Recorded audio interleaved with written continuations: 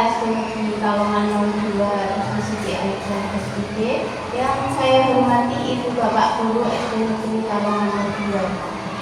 Perkenalkan, saya dari sini akan mengadakan diseminasi aksi nyata budaya positif modul 1.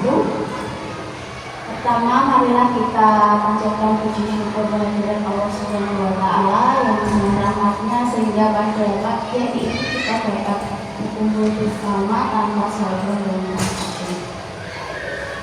Kedua, tidak lupa sholawat dan salam kita berikan pada junjungan kita Nabi Muhammad Sallallahu Alaihi Wasallam yang akan kita nantikan syafaatnya di awal akhir nanti. Acara pada hari ini yang pertama yaitu pembukaan. Yang kedua yaitu sambutan dari Ibu Kepala Sekolah. Yang ketiga diseminasi aksi nyata. Yang keempat lain-lain. Dan yang kelima penutup. Sebelum acara kita mulai, marilah kita berdoa menurut agama. Untuk yang beragama Islam, mari kita baca Bismillahirrahmanirrahim.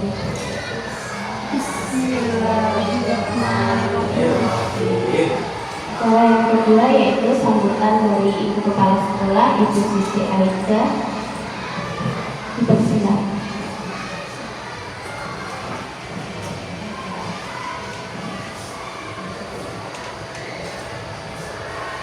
Assalamualaikum warahmatullahi wabarakatuh. Waalaikumsalam.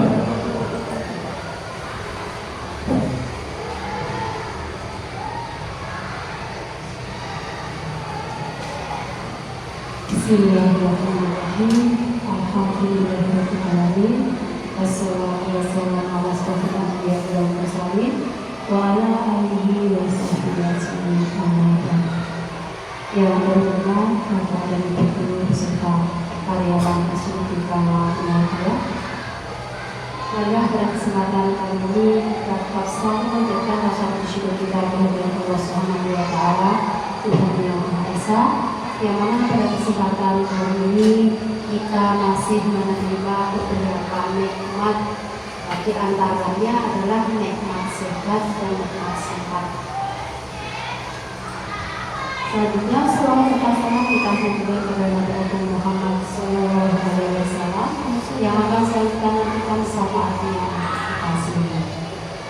Kalau itu yang berhormat, pada kesempatan kali ini dari rekan kita yang sedang melakukan pendidikan dan bergerak ingin melakukan aksi nyata di sekolah kita, jadi untuk menuju satu tempat tentang budaya positif.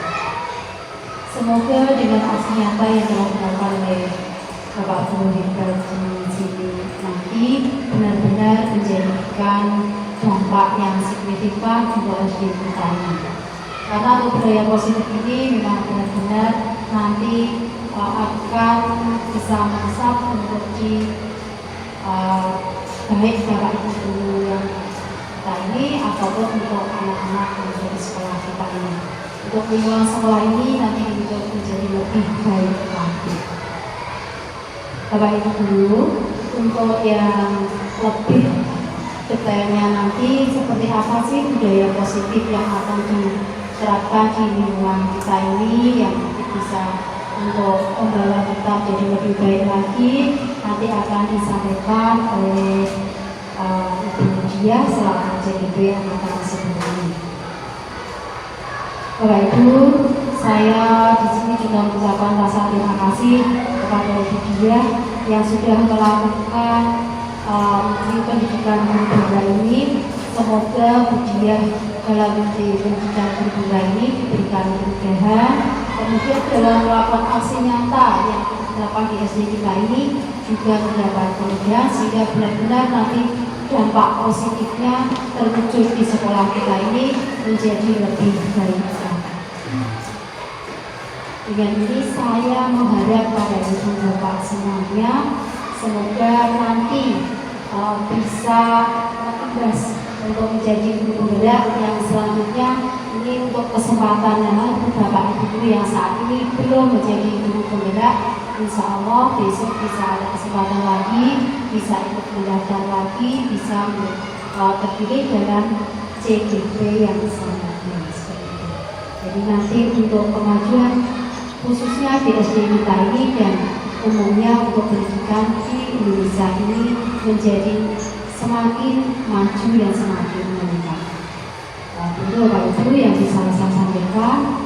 Dengan salah dan kurangnya saya mohon maaf yang setulus-tulusnya. Billahi taufiq wal hidayah. Wassalamualaikum warahmatullahi wabarakatuh.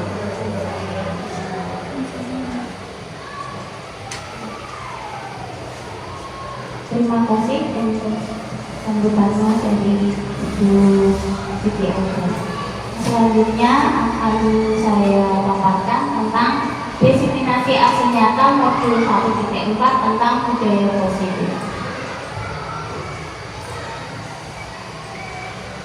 Pertama, tujuan pendidikan yaitu menurut Ki Hajar Dewantara, tujuan pendidikan adalah menuntut segala kodrat yang ada pada anak-anak agar mereka dapat mencapai keselamatan dan kebahagiaan yang setinggi-tingginya, baik sebagai manusia maupun sebagai anggota masyarakat. Oleh sebab itu, seorang pendidik hanya menuntun atau hidupnya kekuatan kodrat yang ada pada anak-anak agar dapat memperbaiki lakunya, bukan dasarnya. Hidup dan tumbuhnya kekuatan kodrat. Budaya positif. Budaya positif di sekolah yang berpihak pada murid diyakini dapat menciptakan generasi penerus bangsa yang unggul dan berakhlak mulia sesuai dengan profil pelajar Pancasila. Untuk menumbuhkan budaya positif di sekolah diperlukan kerja keras dan kerjasama dari semua pihak yang terkait dan berkelanjutan dalam menjalankannya. Konsep budaya positif nanti yang akan saya sampaikan beserta ada 7 poin, yaitu yang pertama perubahan peran anak belajar, yang kedua disiplin positif, yang ketiga kebutuhan dasar manusia, yang keempat motivasi perilaku manusia, yang kelima keyakinan kelas, yang keenam restitusi posisi kontrol, yang ketujuh segitiga restitusi. Pembelajaran dengan paradigma baru. Pembelajaran dengan paradigma baru dirancang berdasarkan prinsip pembelajaran yang berdiferensiasi, sehingga setiap siswa belajar sesuai dengan kebutuhan dari tahap perkembangannya untuk mewujudkan profil pelajar Pancasila. Ya, yang kita ketahui profil pelajar Pancasila ada 6, yaitu yang pertama beriman, bertakwa kepada Tuhan dan berakhlak mulia, yang kedua berkebinekaan global, bergotong royong, mandiri, kreatif dan bernalar kritis. Disiplin positif. Dalam budaya kita, makna kata disiplin dimaknai menjadi sesuatu yang dilakukan seseorang pada orang lain untuk mendapatkan kepatuhan. Kita cenderung menghubungkan kata disiplin dengan ketidaknyamanan. Sebagai pendidik, tujuan kita adalah menciptakan anak-anak yang memiliki disiplin diri sehingga mereka bisa berperilaku dengan mengacu pada nilai-nilai kebajikan universal dan memiliki motivasi intrinsik bukan ekstrinsik. Disiplin diri dapat membuat seseorang menggali potensinya menuju kepada sebuah tujuan, sesuatu yang dihargai dan bermakna. Dengan kata lain, disiplin diri juga mempelajari bagaimana cara kita mengontrol diri dan bagaimana menguasai diri untuk memilih tindakan yang mengacu pada nilai-nilai yang kita hargai. Nilai-nilai kebajikan universal. Nilai-nilai kebajikan universal adalah sifat-sifat positif manusia yang merupakan tujuan mulia yang ingin dicapai setiap individu. Nilai-nilai tersebut bersifat universal dan lintas bahasa, agama maupun latar belakang. Setiap perilaku memiliki tujuan. Dengan mengaitkan nilai-nilai kebajikan yang diyakini seseorang, maka motivasi intrinsiknya akan terbangun sehingga menggerakkan motivasi dari dalam untuk mencapai tujuan mulia yang diinginkan. Nilai-nilai kebajikan yang ingin dicapai oleh setiap anak Indonesia kita kenal dengan profil pelajar Pancasila. Profil menjadi pelajar Pancasila. Beriman dan bertakwa kepada Tuhan Yang Maha Esa dan berakhlak mulia. Pelajar yang berakhlak dalam hubungannya dengan Tuhan Yang Maha Esa, memahami ajaran agama dan menerapkan dalam kehidupan sehari-hari. Bernalar kritis. Pelajar yang bernalar kritis mampu secara objektif memproses informasi baik kualitatif maupun kuantitatif. Kebinekaan global. Pelajar yang mempertahankan budaya luhur, lokalitas dan identitasnya, dan tetap berpikiran terbuka dalam berintegrasi terhadap budaya lain. Gotong royong. Pelajar yang memiliki kemampuan untuk melakukan kegiatan bersama-sama dengan sukarela. Mandiri. Pelajar yang bertanggung jawab atas proses. Kreatif. Pelajar yang kreatif mampu memodifikasi dan menghasilkan sesuatu yang orisinil, bermakna, bermanfaat, dan berdampak.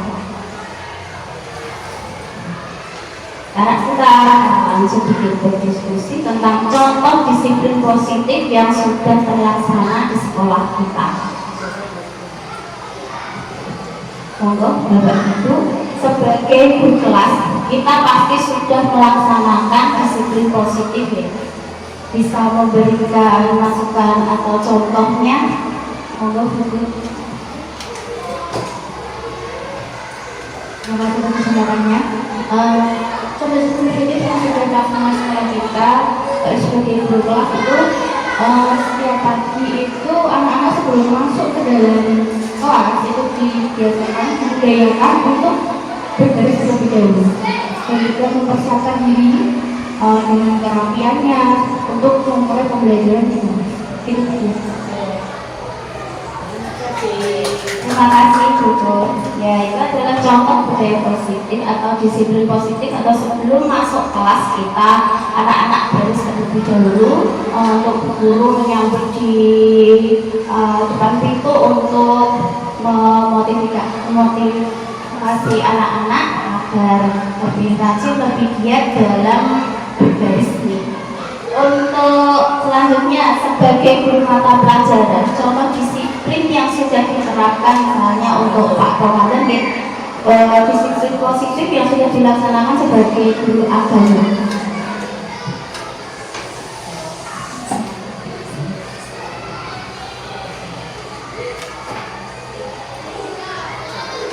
Ya, contoh disiplin positif yang sudah dilaksanakan untuk guru mata pelajaran, contohnya yaitu sebelum pembelajaran membaca Asmaul Husna, membaca surat-surat pendek, itu yang selama ini sudah dilaksanakan, dan terlebih-lebih berdoa sebelum pelajaran dimulai. Itu kemudian. Terima kasih. Terima kasih Bapak Emanuel. Ya, berarti disiplin positif sudah terlaksana di sekolah kita. Ya, ada yang bisa setiap hari anak-anak masuk sekolah sebelum jam 7, memakai seragam sekolah yang lengkap, mengikuti upacara bendera dengan baju seragam yang lengkap. Itu adalah contoh disiplin positif. Nilai-nilai kebajikan. Bila di sekolah Anda tidak ada aturan, ini saya juga meminta untuk pendapat dari Ibu Bapak Guru. Bila di sekolah Anda tidak ada peraturan yang memberikan surat teguran bagi karyawan yang sering datang terlambat, atau tidak ada atasan yang memberikan Anda penghargaan menjadi karyawan terbaik karena sering tepat waktu, apakah Anda akan tetap datang tepat waktu untuk mengajar murid-murid Anda? Jelaskan alasan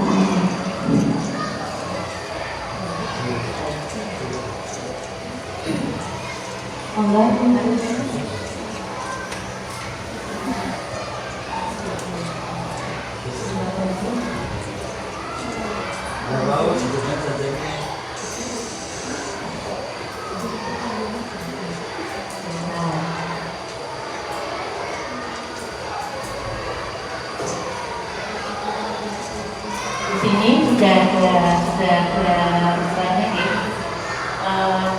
aturan ataupun jatah gitu ya. Jadi ada beberapa guru yang setiap pagi itu harus menyambut kedatangan siswa. Jadi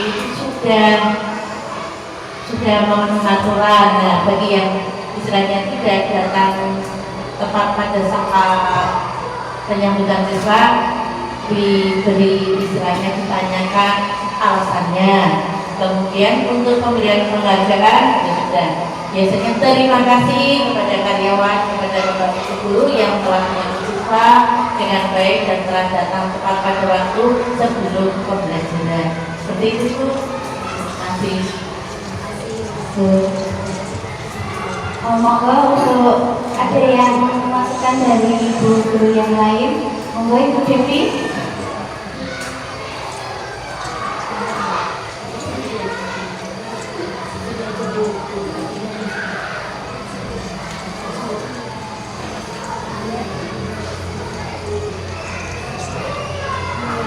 Kalau menurut saya Bu ini kesadaran diri dari Bapak Ibu guru karena sudah ada peraturannya. Jadi kesadaran diri misalkan untuk menyambut anak-anak di depan pintu gerbang seperti itu. Jadi kesadaran dari guru pribadi karena di sekolah sudah ada aturannya tersendiri. Terima kasih. Terima kasih Bu Devi.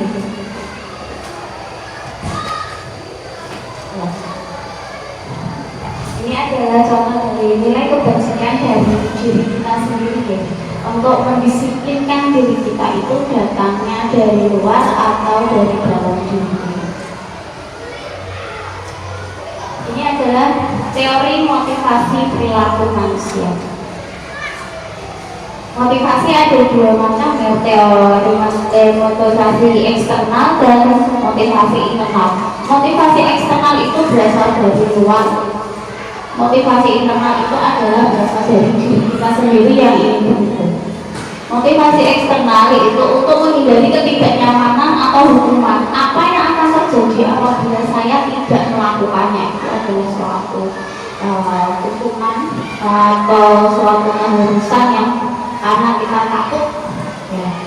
Motivasi eksternal yang lain adalah untuk mendapatkan imbalan dari orang lain atau institusi. Apa yang akan saya dapatkan apabila saya melakukannya, seperti itu adalah dari orang lain juga. Sedangkan motivasi internal adalah untuk menghargai diri sendiri. Saya akan menjadi orang seperti apa apabila saya melakukannya.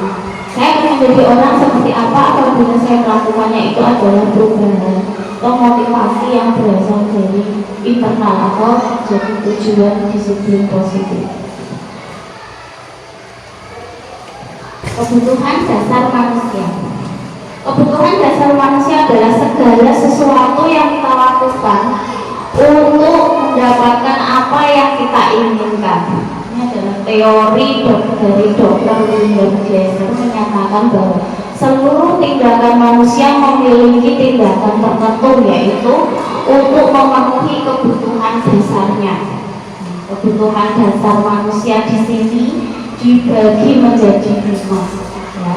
Yang pertama adalah bertahan hidup atau survival. Kedua, merasa diterima, love and belonging. Yang ketiga, kebebasan atau freedom. Yang keempat, kesenangan tempat. Yang kelima, penguasaan atau power. Ketika 5 kebutuhan manusia telah terpenuhi secara memadai, maka murid akan tumbuh dan seimbang dan bahagia. Sebaliknya, jika ketika kebutuhan dasar tidak terpenuhi dengan baik, maka seseorang akan mengalami emosi negatif seperti bosan dan kecewa. Bahkan mereka dapat melakukan perbuatan yang bertentangan dengan perilaku, bertentangan dengan nilai-nilai kebajikan atau melanggar peraturan. Dengan kata lain, perilaku buruk seseorang biasanya adalah respon dari kebutuhan yang tidak terpenuhi, namun mereka tidak tahu cara untuk menyampaikannya. 5 kebutuhan dasar manusia. Yang pertama, kebutuhan bertahan hidup adalah kebutuhan dasar yang pertama dan bersifat fisiologis. Misalnya kesehatan, rumah dan makanan, termasuk kebutuhan untuk merasa aman, itu adalah kebutuhan bertahan hidup. Kebutuhan untuk diterima dalam kelompok atau komunitasnya. Kebutuhan ini meliputi keinginan untuk tetap terhubung dengan orang lain. Kebutuhan kebebasan berarti kesempatan untuk membuat pilihan, menyuarakan pendapat dengan percaya diri, memberikan kesempatan untuk mencoba hal baru. Kebutuhan akan kesenangan adalah kebutuhan untuk merasa senang, bermain, antusiasme dan tertawa. Itu kebutuhan kesenangan. Kebutuhan penguasaan adalah setiap murid memiliki kebutuhan untuk merasa kompeten, menjadi terampil, diakui, didengar, memiliki harga diri dan keinginan untuk dianggap. Murid-murid yang memiliki kebutuhan dasar akan penguasaan yang tinggi biasanya selalu ingin menjadi seorang pemimpin. Mereka juga suka mengamati sebelum mencoba hal baru. Mereka perfeksionis dan merasa kecewa bila melakukan kesalahan. Guru harus dapat mengikuti kebutuhan dasar murid-murid agar kita memahami alasan dibalik sikap dan tingkah laku mereka. Bila murid berperilaku buruk atau melanggar peraturan sehingga tindakan tidak sesuai dengan nilai-nilai kebajikan, maka guru harus mencari tahu alasan yang mendasari tindakan tersebut dan kebutuhan apa yang belum dipenuhi. Motivasi perilaku manusia. Yannick Dosen dalam bukunya Restructuring School Discipline menyatakan ada 3 motivasi perilaku manusia. Yang pertama, untuk menghindari ketidaknyamanan atau hukuman. Murid melakukan disiplin karena takut dihukum atau takut kena sanksi. Yang kedua, mendapat imbalan atau penghargaan dari orang lain. Murid melakukan disiplin diri karena mendapatkan imbalan atau hadiah. Ini merupakan motivasi ekstrinsik dari luar. Contohnya, kamu siapa yang datang paling awal nanti akan diberi kasih hadiah. Itu adalah contoh dari mendapatkan imbalan ya. Untuk menjadi orang yang mereka inginkan dan menghargai diri sendiri dengan nilai-nilai yang mereka percaya. Murid melakukan disiplin diri karena sadar nilai kebajikan dari diri. Ini merupakan motivasi intrinsik. Kita akan belajar tentang hukuman atau konsekuensi.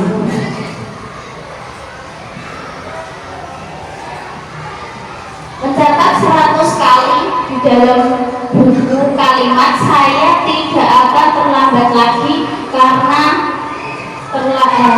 terlambat ke sekolah. Ini karena terlambat ke sekolah ini mencatat 100 kali ini merupakan hukuman atau konsekuensi. Nah, ini merupakan hukuman.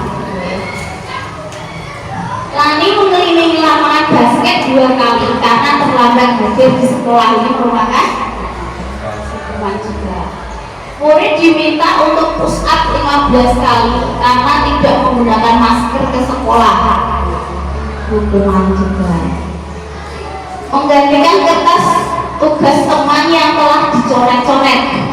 Ini hukuman atau konsekuensi? Iya, ini adalah konsekuensi. Membersihkan tumpahan air di meja tulis karena tersenggol pada saat belajar.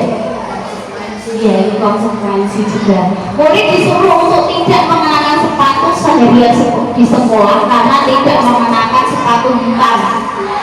Ini hukumannya. Lari mengelilingi lapangan basket 2 kali karena terlambat 10 menit untuk pelajaran PJOK. Hukuman atau konsekuensi? Ya, ini hukuman.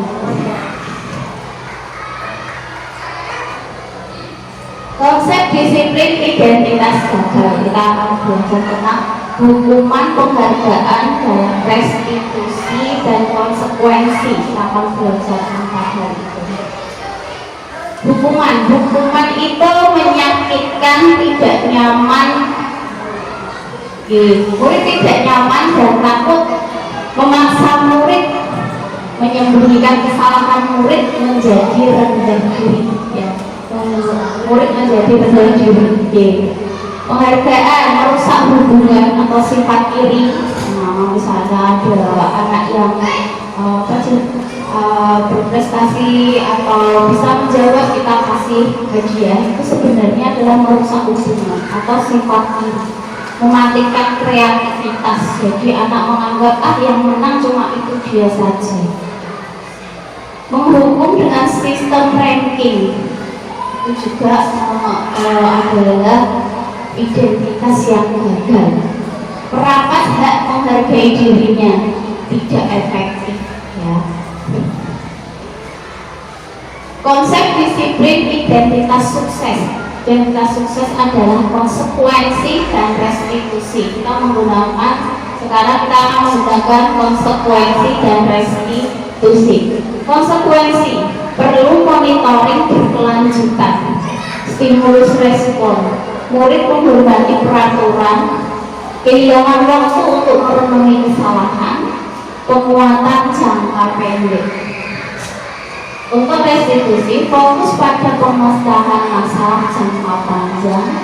Teori kontrol murid bersemangat memperbaiki kesalahan. Jadi murid itu merenungi kesalahan mereka mencari kesalahannya sendiri. Kita sebagai guru hanya membantu memotivasi anak untuk melihat kesalahannya dan memperbaiki. Murid menghormati dirinya dan orang lain. Murid bertanggung jawab atas perilakunya. Di sini saya memiliki video inspirasi.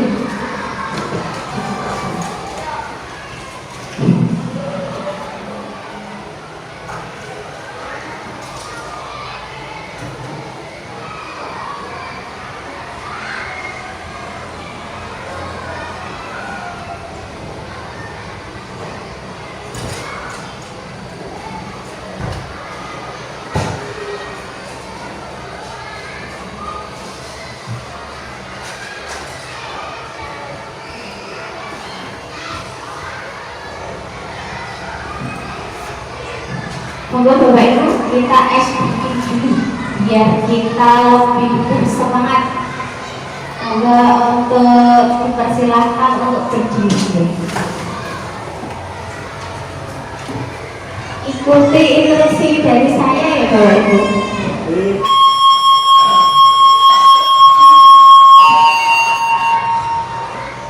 Kita akan gunakan tepuk tangan nanti, tepuk 1, 2, 3, dan 4. Yang pertama tangan kita gunakan seperti ini. Seperti ini. Pencet hidung kita.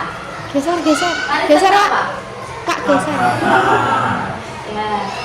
Tepuk 1, tepuk 2, tepuk 3, tepuk 4, tepuk 5. Ya.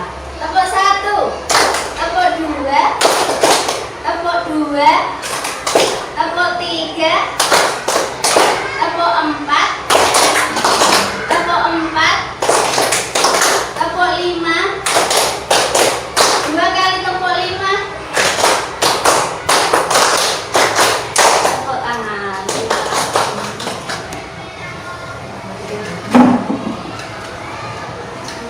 Karena kita sudah eksplisit, kita lanjutkan lagi materi kita pada hari ini ya.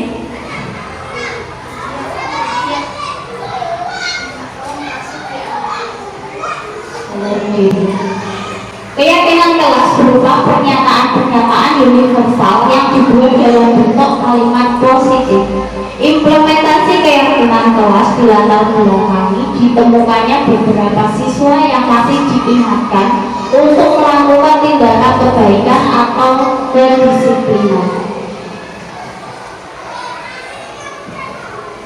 Nanti dengan dengan keyakinan kelas, anak-anak kan yang sudah membuat bersama dengan guru, didiskusikan dengan anak-anak dan disetujui oleh anak-anak. Anak-anak menandatangani keyakinan kelas mereka. Jadi ketika mereka melakukan suatu kesalahan yang tidak sesuai dengan keyakinan kelas yang mereka pakai, mereka akan membaca kembali atau mengingat kembali, oh iya kemarin sudah keyakinan kelas ini berarti saya salah. Mereka akan berusaha untuk memperbaiki.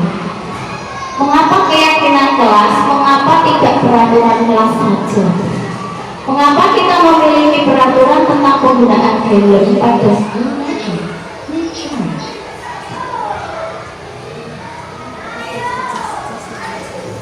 Mengapa keyakinan kelas? Mengapa tidak peraturan kelas saja?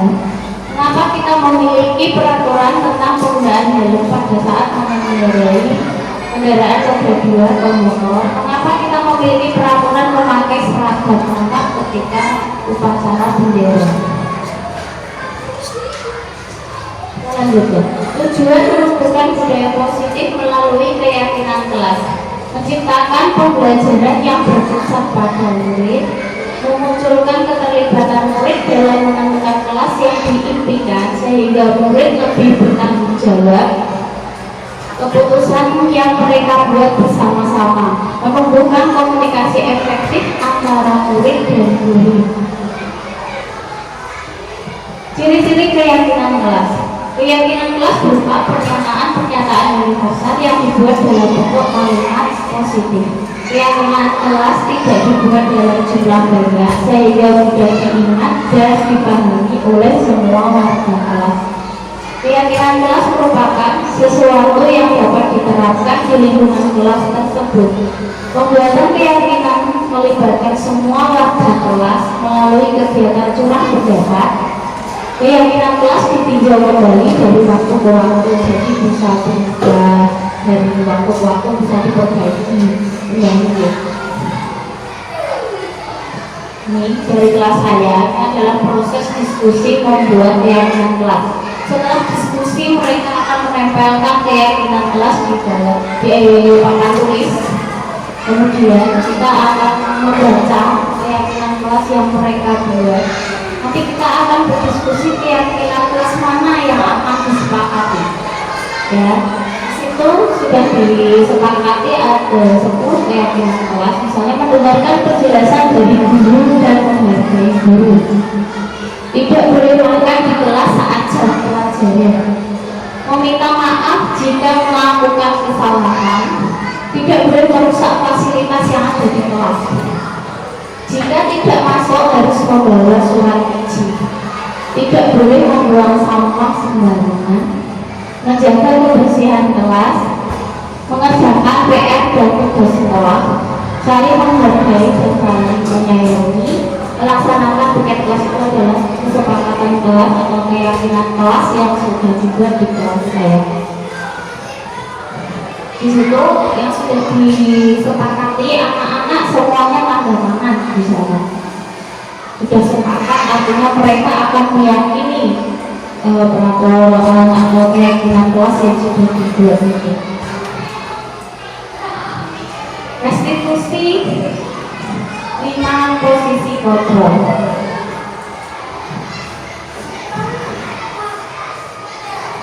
Restitusi adalah proses menciptakan kondisi bagi murid untuk memperbaiki kesalahan mereka, sehingga mereka bisa kembali ke kelompok mereka dengan karakter yang lebih kuat.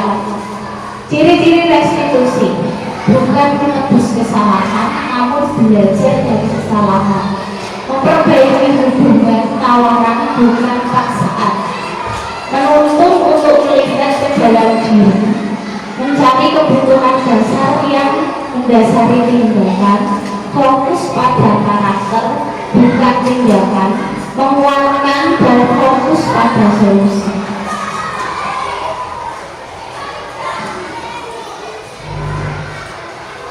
Ini adalah contoh hukuman konsekuensi dan restitusi. Anda tidak mengerjakan tugas memang hukumannya untuk menghukum siswa tersebut lari keliling lapangan 3 kali. Guru marah dan siswa menjadi takut, itu adalah hukuman. Konsekuensi, guru memberikan konsekuensi untuk mengerjakan tugas saat istirahat dikerjakan 3 kali lipat. Itu adalah konsekuensi dari tidak mengerjakan tugas rumah. Guru tegas dan murid menghormati peraturan. Untuk restitusi, guru menanyakan keyakinan kelas atau dirinya dan membantu murid menyelesaikan masalahnya. Jadi guru mengingatkan keyakinan kelas yang sudah disepakati, adakah yang dilanggar oleh siswa tersebut. Kemudian guru terbuka dan siswa menghormati dirinya dan orang lain.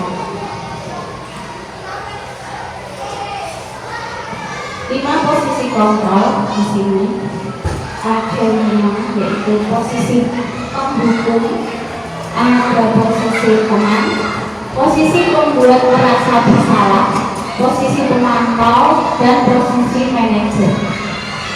Dengan posisi kontrol. Nanti kita akan memilih yang sesuai yang akan kita laksanakan untuk siswa kita di sekolah kita.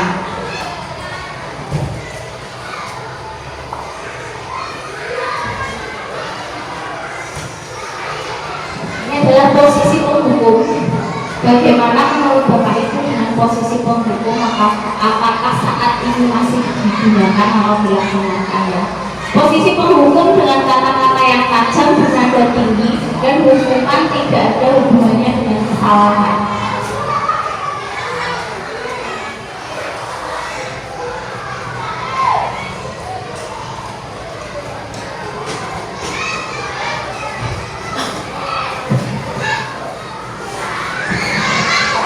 Posisi penghukum, bagaimana menurut Bapak Ibu dengan posisi penghukum? Apakah saat ini masih digunakan?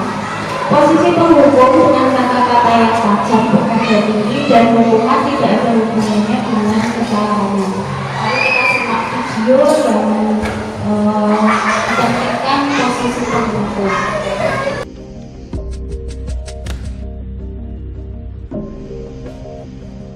Naren! Sini kamu! Selamat pagi, Bu. Selalu terlambat. Kamu deh, pasti terlambat. Maaf, Bu. Saya... Apa? Apa coba? Alasan kamu apa lagi? Kapan sih kamu tidak terlambat? Malas sekali ya kamu jadi anak. Saya... Dasar pemalas. Gak kapok-kapok sih kamu. Sudah berapa kali terlambat? Sana, kamu keliling lapangan basket 2 kali. Kenapa saya harus keliling lapangan basket, Bu? Kenapa? Kamu mau lawan ibu? Berani-beraninya jawab. Sudah terlambat, masih berani jawab pula. Sekarang, keliling lapangan basket 5 kali sekalian. Biar kapok. Cepat. Pergi sana ke lapangan basket.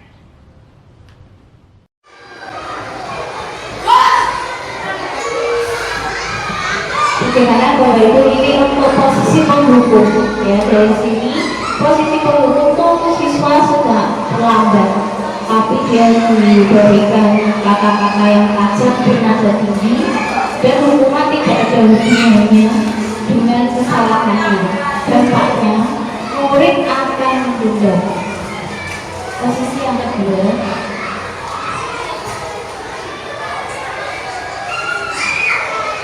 posisi yang kedua adalah posisi pembuat merasa bersalah.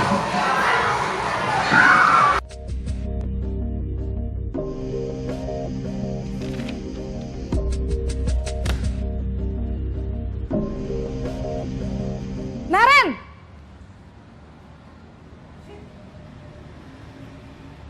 Selamat pagi, Bu. Naren.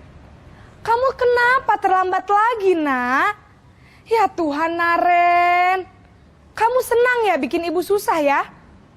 Kalau kamu terlambat lagi, nanti ibu yang ditegur bapak kepala sekolah, nak. Disangka ibu tidak bisa membina kamu. Duh, gimana ini? Maaf, Bu. Duh, Gusti Naren. Kamu suka ya kalau ibu ditegur bapak kepala sekolah? Terus, sekarang ibu harus tulis apa ini di buku absen? Ini kamu sudah sering terlambat loh. Ibu harus apa coba? Maaf Bu, maaf sekali. Ya sudah, lain kali jangan bikin ibu susah lagi ya nak ya. Ibu tidak akan kuat lagi kalau kamu begini terus. Bisa jantungan kalau ibu ditegur bapak kepala sekolah. Sana cepat ke kelas. Maaf ya Bu, maaf sekali.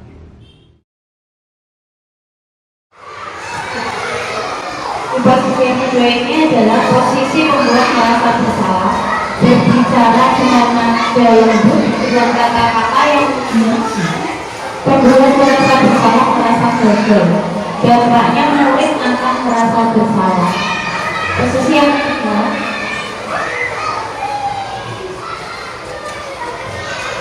posisi yang ketiga adalah posisi teman.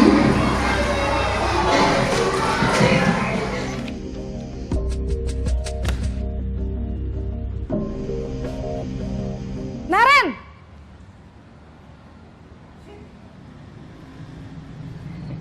Selamat pagi Bu. Wah, sudah jam berapa ini nak? Terlambat lagi ya sayang. Iya Bu, habis ibu saya lupa bangunkan saya Bu. Kamu malah menyalahkan ibu kamu. Kamu bukannya anak yang larinya paling kenceng. Kok terlambat sih? Iya Bu, saya memang terlambat bangun tadi. Jadi biarpun saya lari kencang, tetap gak kekejar Bu. Ya sudah sana, nanti lain kali larinya lebih kenceng lagi ya. Biar gak terlambat lagi. Bikin seneng ibu, demi ibu. Bisa kan? Bisa lah Bu. Ya sudah sana masuk kelas. Ibu beresin urusan absen kamu. Kamu ini ada-ada saja. Posisi teman, guru dengan nada akrab, murid akan merasa senang dan akrab, tetapi dampaknya murid hanya akan taat pada guru tertentu saja. Posisi yang keempat yaitu posisi pemantau.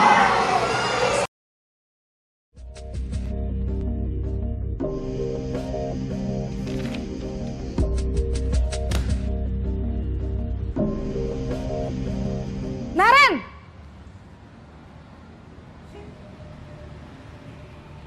Selamat pagi Bu. Naren, apa peraturan sekolah kita tentang jam berapa kita harus masuk sekolah, nak? Kita harus di sekolah jam 7 Bu. Iya, betul. Sekarang sudah jam 7.20. Naren sudah tahu konsekuensinya jika terlambat hadir.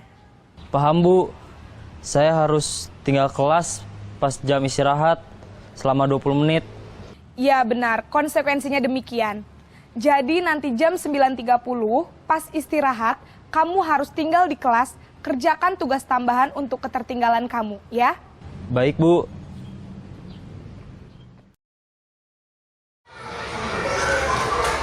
Posisi pemantau mengandalkan data keyakinan kelas. Guru berbicara dengan nada formal, dampaknya siswa akan memahami peraturan kelas. Posisi yang kelima, yaitu posisi manajer.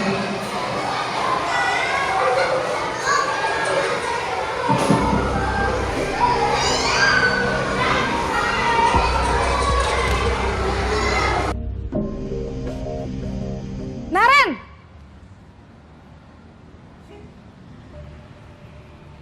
Selamat pagi Bu. Selamat pagi, Naren. Maaf Bu, saya terlambat. Iya, sekolah masuknya jam 7, sekarang sudah jam 7.20. Jadi sekarang bagaimana ini, Naren? Maaf Bu, saya lupa setel alarm saya semalam. Baiklah, menurut kamu, keyakinan sekolah yang mana yang perlu kamu tingkatkan? Menghargai diri sendiri dan orang lain mungkin ya Bu. Setuju. Jadi, apakah Naren meyakini prinsip saling menghormati tersebut? Iya Bu, saya meyakininya. Apakah Naren bersedia memperbaiki masalah keterlambatan ini? Bersedia Bu.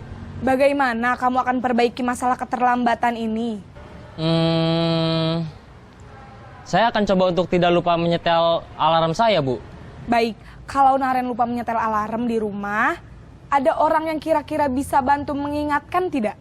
Ada Bu, kakak saya, Kak Ema. Ada lagi selain Kak Ema? Selain Kak Ema, ada ibu saya. Baik, jadi yang mengingatkan Naren adalah Kak Ema dan ibu kamu ya? Kira-kira akan mulai setel alarm kapan nih Naren? Setelah pulang sekolah, akan segera saya lakukan. Baik, jadi Naren akan setel alarm untuk bangun besok pagi dan akan diingatkan oleh kakak dan ibunda Naren ya. Ada lagi yang mungkin perlu dilakukan Naren? Agar tidak terlambat bangun lagi. Tidak ada Bu. Baik Naren, terima kasih untuk kerjasama kamu. Sekarang kamu perlu kembali ke kelas untuk belajar. Baik Bu, terima kasih. Posisi manajer itu posisi yang kelima, yaitu posisi kontrol yang disarankan untuk membimbing murid agar bisa menerapkan disiplin positif.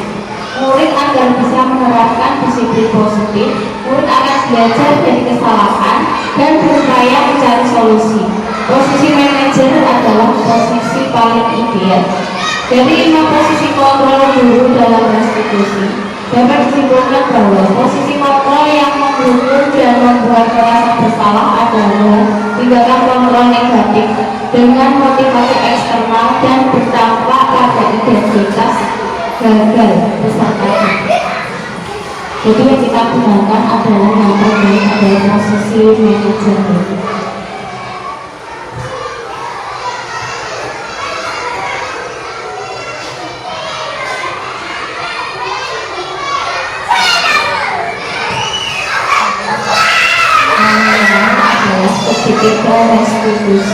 Ketika restitusi itu adalah posisi yang pertama, menstabilkan identitas. Yang kedua, validasi tindakan yang salah. Yang ketiga, menanyakan keyakinan. Jadi hasil dalam bukunya restitusi telah merancang sebuah tahapan untuk memudahkan para guru dan orang tua dalam melakukan proses untuk menyiapkan anaknya untuk melakukan restitusi yang disebut segitiga restitusi. Segitiga restitusi adalah suatu proses dialog yang dijalankan oleh guru atau orang tua agar dapat menghasilkan murid yang mandiri dan bertanggung jawab. Bisa tiga sisi. Sisi yang pertama menstabilkan identitas, yang kedua validasi tindakan yang salah, yang ketiga menanyakan keyakinan. Jika ada pertanyaan menstabilkan identitas, setiap orang pasti pernah melakukan kesalahan. Kamu bukan satu-satunya yang pernah melakukan ini. Validasi tindakan yang salah, kamu tentu punya alasan mengapa melakukan itu. Adanya cara yang lebih efektif untuk mendapatkan apa yang kamu butuhkan. Sisi yang baru, sisi yang ketiga yaitu menanyakan keyakinan kelas apa yang telah kita sepakati dan kamu ingin menjadi orang seperti apa. Di sini saya mempraktikkan penerapan restitusi. Sisi yang pertama yaitu menstabilkan identitas.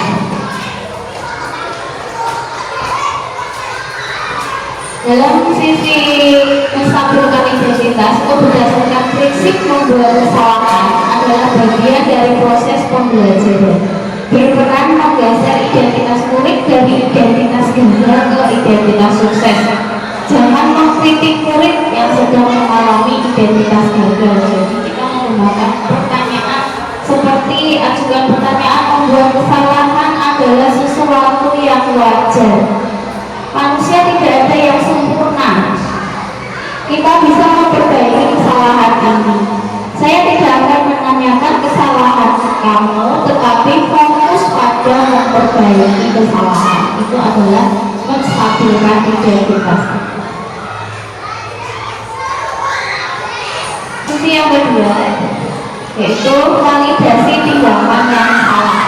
Berdasarkan prinsip setiap perilaku berusaha memenuhi suatu kebutuhan tertentu, guru akan bergeser dari pemikiran stimulus respon menjadi proaktif, menggali dan mengakui kebutuhan murid ini dapat memperbaiki hubungannya dengan murid.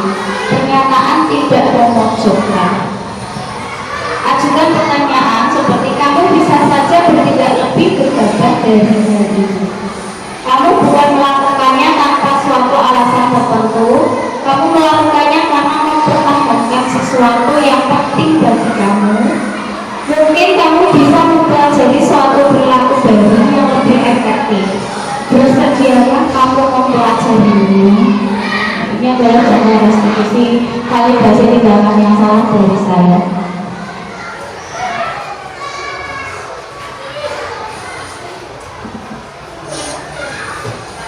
Ini sebenarnya sisi yang ketiga, stabilkan identitas.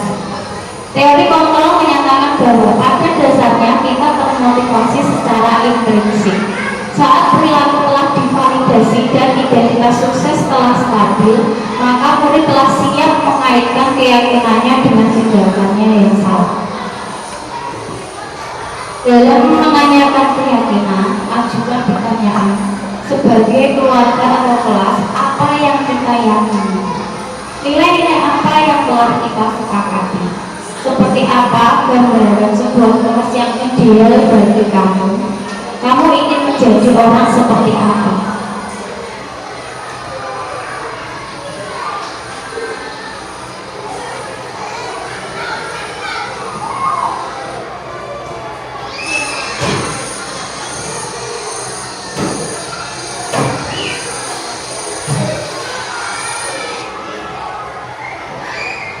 Setelah melalui tahapan dari segitiga restitusi, yaitu yang pertama kita menstabilkan identitas. Jadi kita tidak menanyakan apa kesalahan yang sudah kamu buat. Jadi kita tanyakan saja, halo selamat siang Mas Bimbing, kamu tahu nggak kamu kenapa dulu panggil ke sini? Ya, anak akan dengan sendirinya menjawab kesalahan apa yang sudah ia lakukan. Setelah itu, sisi yang kedua itu validasi tindakan yang salah. Di situ, saya mengajukan pertanyaan, kamu bisa saja bertindak lebih gegabah dari yang kamu lakukan sekarang. Bisa saja belum itu memukul temannya dengan brutal karena dia masih memiliki posisi kontrol untuk tidak melakukan itu. Jadi, kamu bukan melakukannya tanpa suatu alasan tertentu. Jadi alasannya anak akan mengungkapkan dengan sendiri.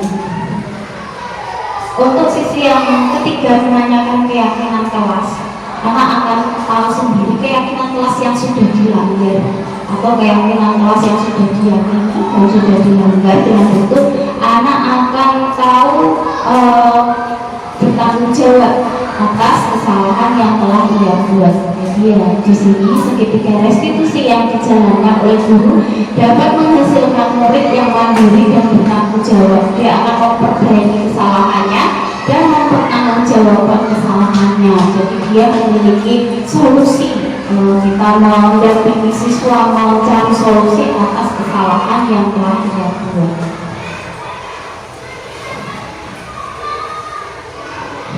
Hal-hal yang perlu diperhatikan dalam segitiga restitusi. Yang pertama, perilaku yang salah perlu dikaitkan dengan nilai-nilai atau keyakinan yang telah disepakati. Kesediaan orang yang melakukan kesalahan untuk memperbaiki masalah. Yang ketiga, pemecahan masalah sebisa mungkin relevan atau memiliki hubungan dengan masalah yang ada. Perlu adanya usaha perbaikan dari pihak yang berbuat kesalahan. Perlu didedikasikan waktu dari pihak yang berbuat kesalahan. Tanyakan kapan akan mulai diberlakukan usaha untuk memperbaiki masalah.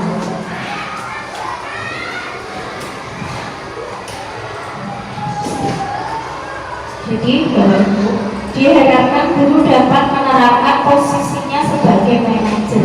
Jadi permasalahan yang ringan tidak perlu menjalankan segitiga restitusi secara berurutan. Di sini saya akan bertanya kepada Bapak Ibu, apakah Bapak Ibu pernah mengalami atau menjalankan segitiga restitusi ini di kelas Anda ketika murid Anda melakukan suatu kesalahan, apakah Anda melakukan dengan posisi kontrol atau anak dengan menggunakan segitiga restitusi. Bu Emi.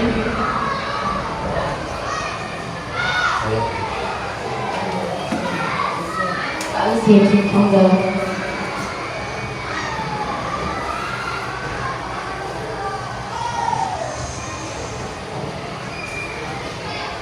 Terima kasih atas waktunya, yaitu tentang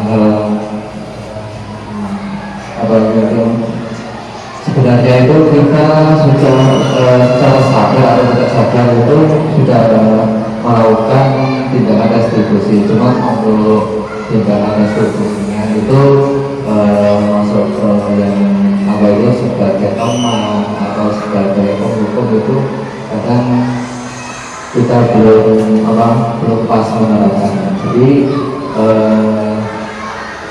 dalam menstabilkan identitas juga kadang kita untuk penerapannya terkadang masih di depan teman-teman yang lain. Padahal kita amati di situ penerapan restitusi itu kita harus merahasiakan identitas tersebut. Saya kira seperti itu. Terima kasih Bapak Uziel. Untuk melaksanakan segitiga restitusi ya, setiap hari sebenarnya kita itu sudah ada anak-anak yang melakukan kesalahan.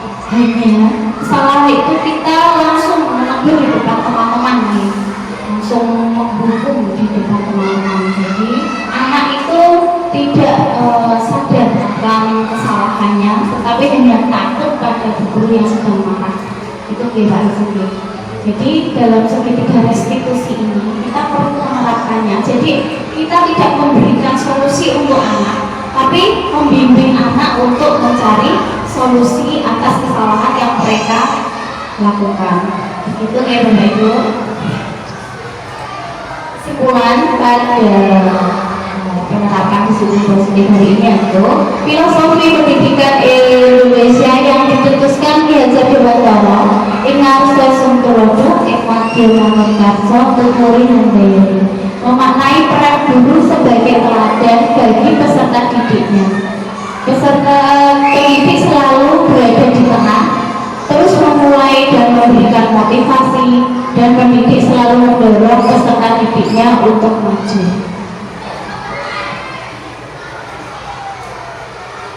Demikian pemaparan dari diseminasi saya tentang disiplin positif. Semoga ada ilmu yang bermanfaat untuk kita. Saya akhiri, bila ada kesalahan mohon dimaafkan. Wassalamualaikum warahmatullahi wabarakatuh.